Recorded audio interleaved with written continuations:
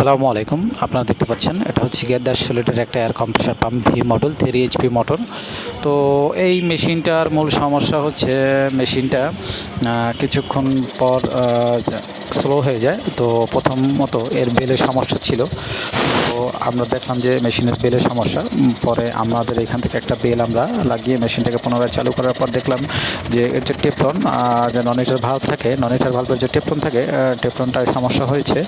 তো যার কারণে আমরা নন হিটার ভালভটা খুলে নিয়েছি। আর বিষয়টা হচ্ছে এই বেলটা আমরা পরিবর্তন করে অন্য একটা বেল লাগিয়ে মেশিনটাকে পুনরায় আবার চালু করব। তো দেখতেই পাচ্ছেন যে আমরা একটা পুরাতন আমাদের কাছে যে মেশিনের বেল ছিল সেই একটা বেল লাগিয়ে আমরা প্রথমে মেশিনটাকে রান করে নিচ্ছি, আর কোথায় কী সমস্যা আছে সেটা ধরার চেষ্টা করছি। তো ফাইনালি আমরা সমস্যাটা পেয়ে গেছি। মূলত এর বেলটাই ছেঁড়া ছিল, আর এর যে নন হিটার ভালভ নষ্ট ছিল, যার কারণে ট্যাঙ্কিতে হাওয়া লোড হয়ে গেলে তারপর আপনার সুইচের গোড়া থেকে হাওয়াটা বের হয়ে যেত। এই হচ্ছে গিয়ে নন হিটার ভালভ, আর এই হচ্ছে গিয়ে টেফলন।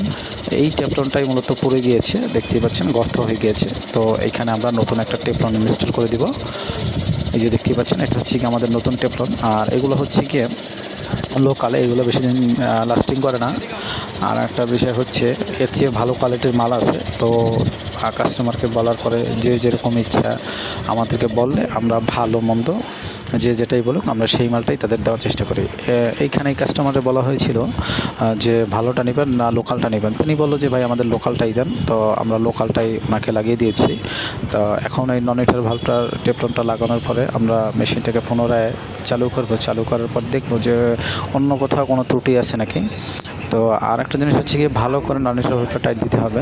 যদি লিক থাকে তো সেই ক্ষেত্রে মেশিন দীর্ঘক্ষণ চললে হাওয়া লোড হবে না। যে দেখতে পাচ্ছেন মেশিনটা আমরা রান করে দিয়েছি। তো আরেকটা বিষয় হচ্ছে, আপনাদের কাছে যদি 150, 200 বা 500 লিটার এয়ার কম্প্রেসার পাম্প থাকে, কেউ যদি আপনাদের পুরাতন কম্প্রেসার পাম্প বা সেমি নতুন পাম্প যদি বিক্রি করতে চান, তাহলে আমাদের সাথে যোগাযোগ করতে পারেন। তো এটা প্রায় 5 থেকে 5.5 মিনিট চলার পরে মেশিনটা পরিপূর্ণভাবে লোড হয়ে গিয়েছিল। তো তারপর আমরা এই মেশিনটা তাকে আমরা ফোন দিয়ে বলেছি যে ভাই আপনার মেশিনটা হয়ে গেছে, মেশিনটা নিয়ে যান। আর মেশিনে অন্য কোথাও আর কোনো সমস্যা ছিল না। আপনারা চাইলে আমাদের সঙ্গে যোগাযোগ করতে পারেন। আমাদের ভিডিওর ভিতরে নাম্বার দেওয়া আছে বা ডেসক্রিপশন বক্সে নাম্বার দেওয়া আছে। আপনাদের যে কোনো সমস্যা আমাদের সঙ্গে যোগাযোগ করতে পারেন। অবশ্যই দিনে ফোন দিবেন। অনেকে আছে অযথা রাত্রে 12টার পরেও ফোন দিয়ে থাকে। তো এইগুলো আমি তাদেরকে না বলবো যে আপনারা কেউ 11টা 12টার পরে আর ফোন দিবেন না। অনেক ক্লায়েন্টই আছে যে রাতে 12টার পরেও ফোন দিয়ে থাকে।